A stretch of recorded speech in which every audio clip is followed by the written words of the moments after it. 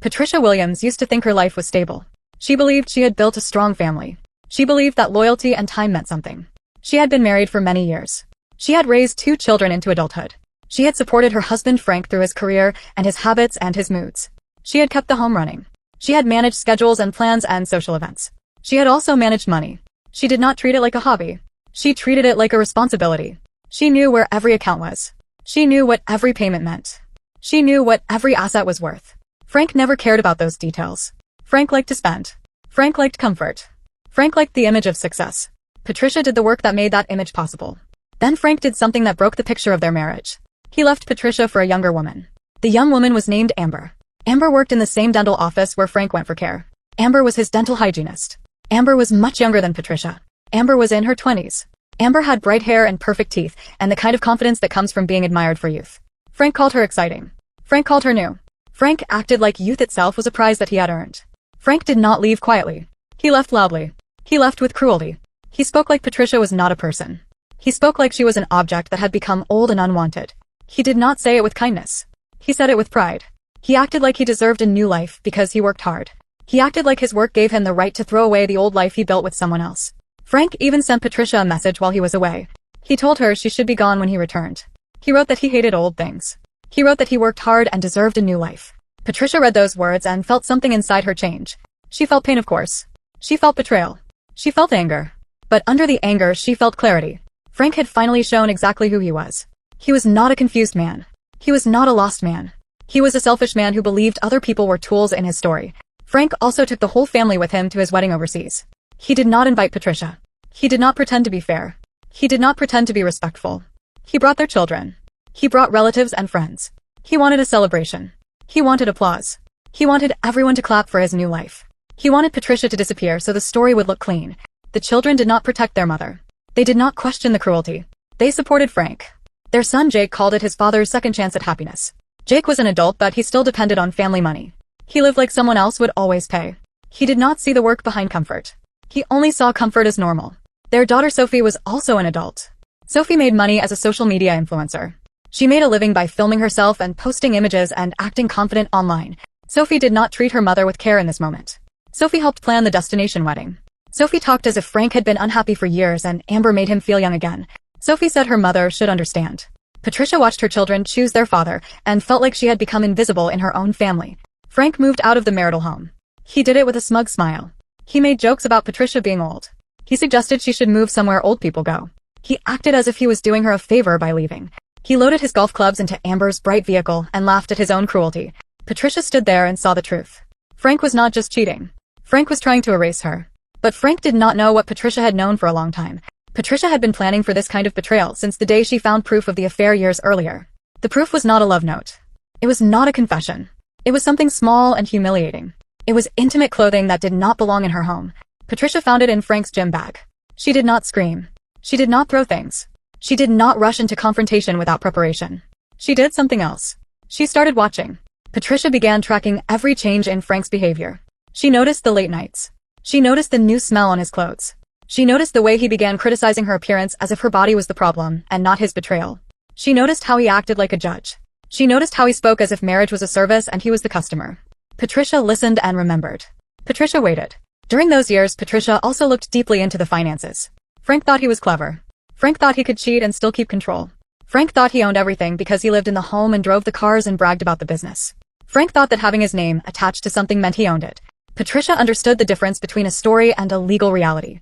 Patricia had handled their money for decades. She knew which funds came from where. She knew what had been purchased with her inheritance. She knew which documents mattered. She knew what was only a habit and what was legally binding. She also learned more when the betrayal became open. When Frank left and made demands, Patricia moved fast. She did not waste time arguing with someone who wanted to humiliate her. She used lawyers. She used records. She used the law. Now the story reaches the moment Patricia enjoyed most. Frank and Amber returned from overseas. They came back laughing. They came back expecting a victory parade. They expected to drive into the familiar neighborhood and see the large house waiting. They expected a driveway and a garage and a pool and a neat lawn. They expected comfort. They expected Patricia to be gone. They expected to move into the home like new owners. They expected the old wife to vanish like an old piece of furniture. Patricia was already there. She sat in her modest car. She sat quietly at a distance. She watched from a parked spot. It was afternoon on a weekday. The air was bright. The neighborhood looked calm. The lot where the house had been looked clean and empty. The grass looked newly placed. A sign stood there that suggested the land had been sold. There was no building. There were no walls. There was no roof. There was only an empty manicured space. Frank pulled up and stopped. Amber pulled up beside him. Their laughter died.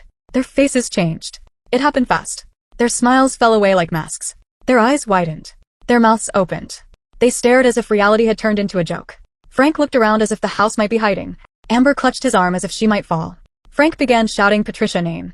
His voice carried across the open space. He demanded to know what happened to his house. He asked what she did. He sounded like a wounded animal. He sounded like a man who had lost something he believed was his by right.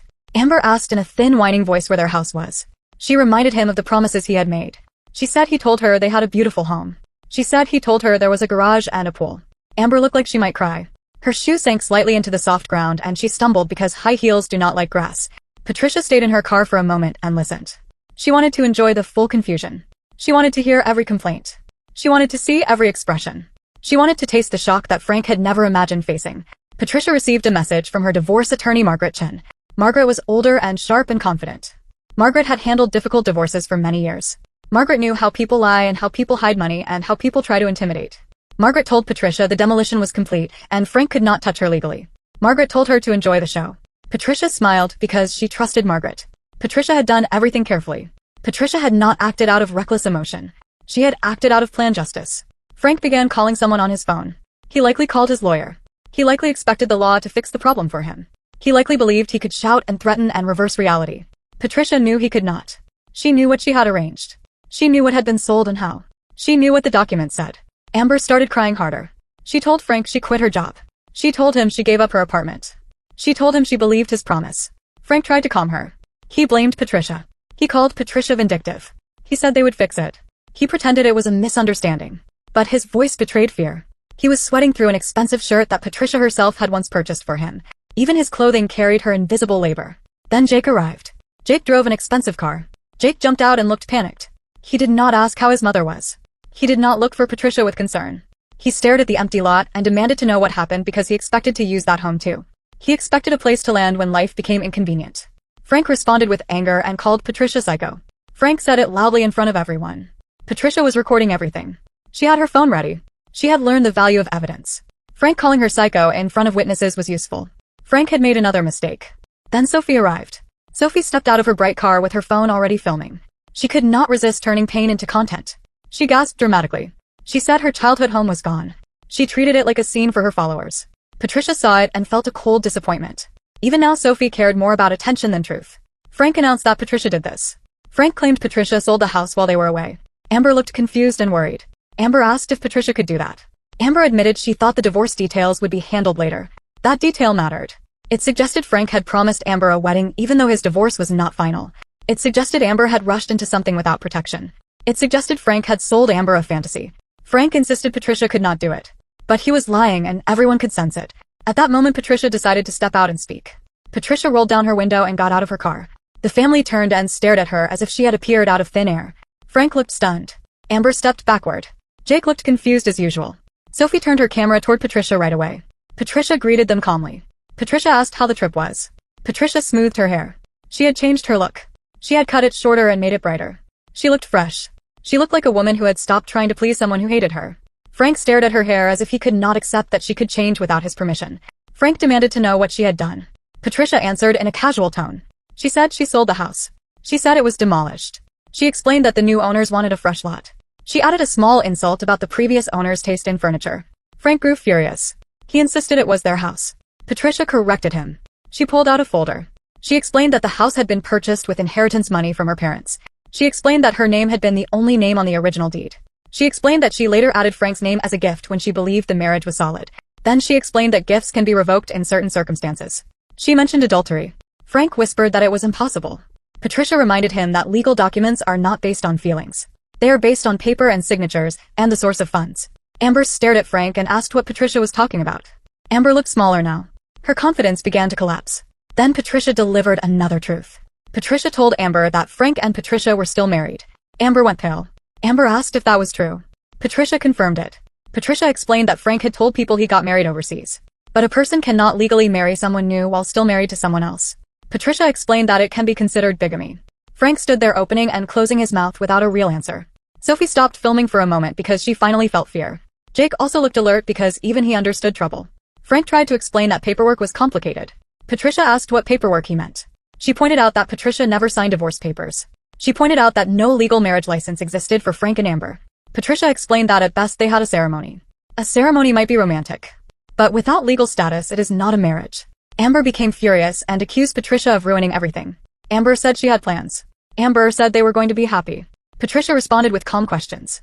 Patricia asked if those plans included living in Patricia's house. Patricia asked if those plans included spending Patricia's money. Patricia asked if those plans included replacing Patricia while Patricia disappeared. Patricia made it clear that she would not accept being erased. Sophie accused Patricia of being messed up and destroying lives because she was mad. Patricia responded that Frank destroyed her life first. Patricia reminded them Frank took the children and friends and social circle and tried to take the home. Patricia said the only thing he did not take was her mind. Frank demanded to know where they were supposed to go. He claimed he had rights and belongings. Patricia corrected him again. She said his belongings were in a storage unit across town. She gave him the unit number and a key. She said rent was paid for a short time and after that it was his problem. Frank stared at the key as if it was poison. Patricia said she kept what mattered to her and donated the rest. She said it was surprising how little mattered after she separated love from clutter. She kept family photos and her grandmother's china and that was enough. Amber then insulted Patricia. Amber called her a crazy old bat. Patricia smiled. Amber had threatened and insulted her in front of witnesses while Patricia recorded. That was useful for legal protection. It also gave Patricia emotional fuel for the next step. Patricia asked Amber how old she thought Patricia was. Amber shouted that Patricia was old enough to be desperate and pathetic. Amber accused Patricia of being bitter. Amber said Patricia was cruel. Amber said Patricia was in her early 50s. Patricia calmly confirmed her age. Patricia then pointed out that Frank was older than Patricia. Patricia pointed out that the age difference meant Amber was not saving Frank from an old life. Amber was joining an older man and calling his wife old as if time only counts for women. Amber tried to brush it off by saying age is just a number. Patricia agreed and then compared it to bankruptcy being just a word. Frank snapped his head up. He asked what she meant. Patricia reminded him about a business loan he signed. She reminded him that he co-signed it for Jake's latest idea. Jake had started a cryptocurrency project. Jake had promised big returns. Jake had convinced Frank it would be easy. Patricia revealed that the loan was overdue. Patricia revealed she had been covering payments for months. Patricia revealed she was done covering. Frank panicked because he understood what default meant. It meant creditors would come after assets. It meant ruined credit. It meant legal pressure. Frank asked Jake what happened. Jake tried to blame the market. Jake said crypto is volatile. Patricia said creditors do not care about excuses. Patricia said patience ends. She made it clear she would not continue enabling people who treated her like an object. Sophie asked what Patricia was saying. Patricia explained she was stopping the payments. Patricia explained she would no longer act like a convenient machine that produces money. Frank demanded she could not do it because it would hurt him. Patricia asked what assets he thought he had. Patricia reminded him the house was gone. Patricia reminded him accounts were being handled through divorce proceedings. Patricia hinted that credit card debt was about to become a serious problem. Then Patricia revealed more. Frank had been hiding debt. Frank had been spending money to impress Amber. Frank had been using secret cards and accounts. Patricia knew about them. Patricia had watched every pattern. She had records. Patricia announced a large amount of credit card debt in Frank's name. She listed the kinds of spending. She mentioned jewelry and trips and the expensive vehicle. Amber turned to Frank in shock and asked if the vehicle was paid for. Frank tried to insist it was paid for. Patricia calmly explained the monthly payment and insurance costs. Amber started doing mental math and her face showed fear. Amber asked Frank why he told her he was wealthy. Frank tried to blame Patricia and claimed he would get half of everything after divorce. Patricia cut him off. Patricia told him there was no everything to split in the way he imagined. There was debt. There were liabilities. There were consequences. Amber started to realize what she had done. She had quit her job. She had given up her apartment. She had attached herself to a man who was still married and drowning in debt. She had believed a fantasy. She had traded independence for a promise with no legal foundation. Patricia saw this realization land in Amber like a heavy stone. Patricia enjoyed it because Amber had joined the cruelty and acted proud of taking Patricia's place. Amber tried to reclaim confidence and asked about Frank's company. Amber said Frank told her he owned a successful company and planned to retire. Frank tried to defend himself and said the company was profitable. Patricia laughed. Patricia told Amber the company was owned by Patricia. Patricia explained Frank was only an employee. He was paid well, but he did not own it.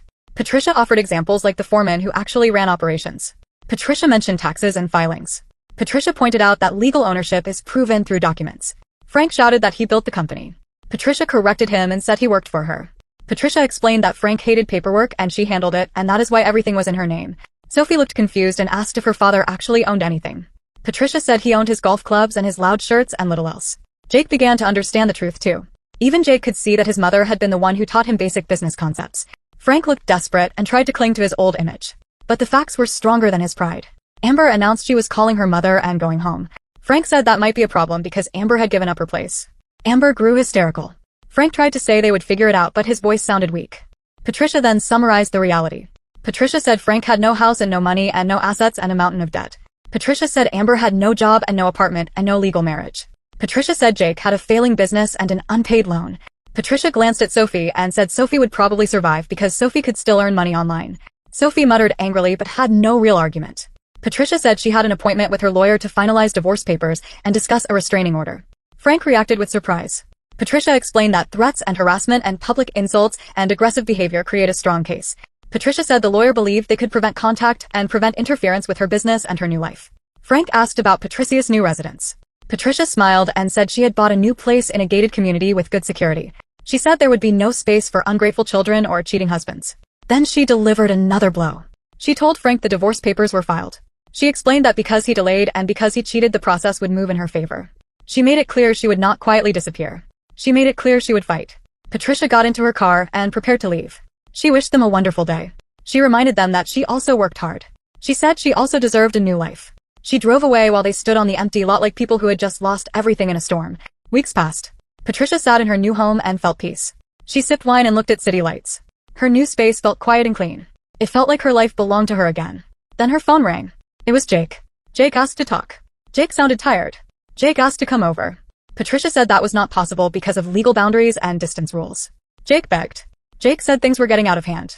Jake said Frank was sleeping in his car. Jake said Amber moved back with her parents and refused to take calls. Jake said Sophie was pretending nothing happened, but people online were talking because a video of the empty lot incident spread. Patricia said that was unfortunate and felt no sympathy. Jake said the loan company was calling and threatening wage garnishment. Patricia explained that debt works that way. If you borrow, then you pay back. Jake tried to argue that Frank could not afford it. Patricia asked Jake how much Frank contributed to household expenses during the marriage. Jake had no answer.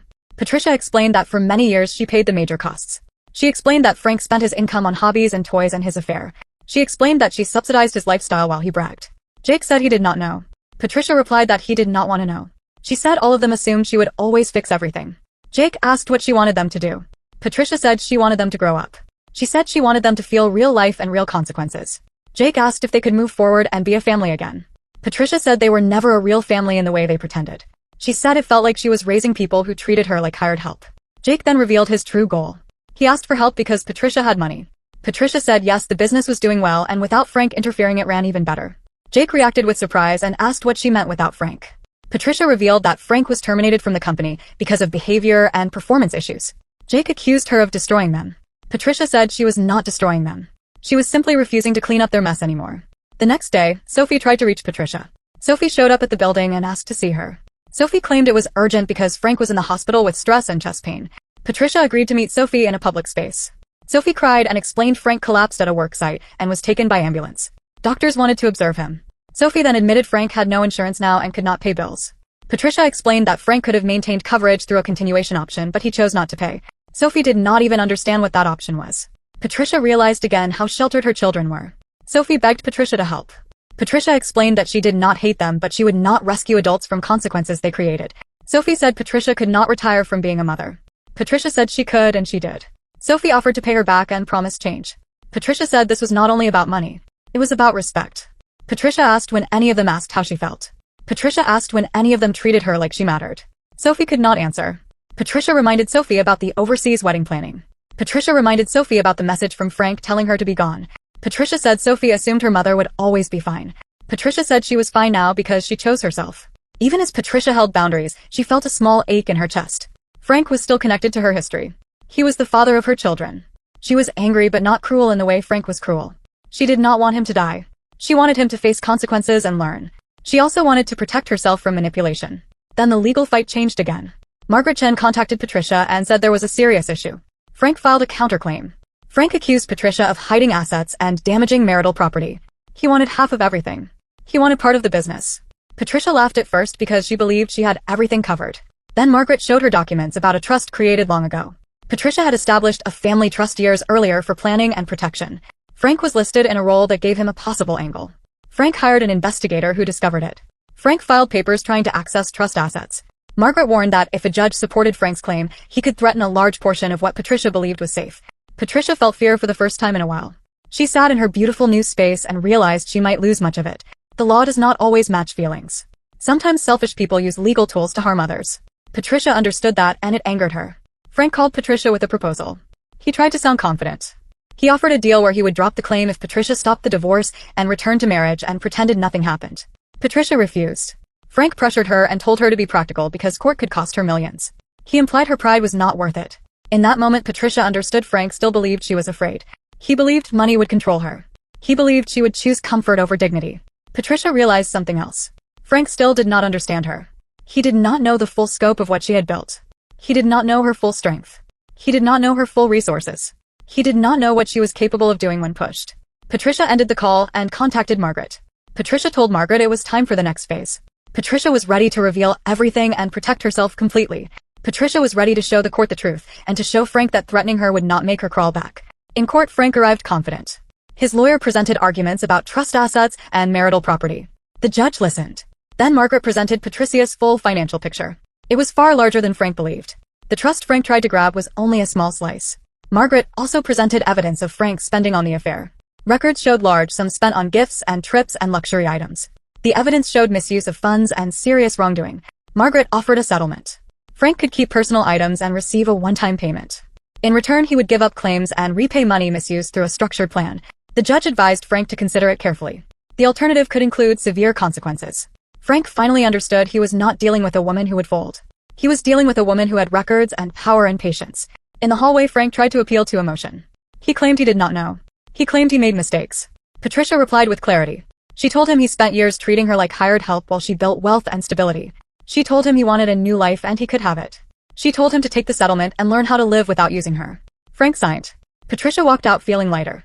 Winning was not only about revenge. It was about freedom. It was about no longer being controlled by someone who despised her. Later, Patricia focused on her new life. She built peace. She built routines that served her. She enjoyed quiet. She enjoyed safety. She enjoyed being valued. Over time, some relationships began to shift. Sophie eventually started to learn responsibility. Sophie sought real work and real structure. Sophie asked to meet her mother, not to demand money but to talk. Patricia agreed with firm boundaries. Patricia made it clear fairness mattered. Patricia made it clear respect mattered. Patricia made it clear that love without respect is not love. That is how Patricia reached the moment she smiled from her car while Frank and Amber stared at empty land. It was not magic. It was planning. It was legal knowledge. It was patience. It was a woman refusing to be erased. It was a woman who had been underestimated for years and finally decided to stop being quiet. It was a woman who understood that the best revenge is not chaos. The best revenge is control of your own life.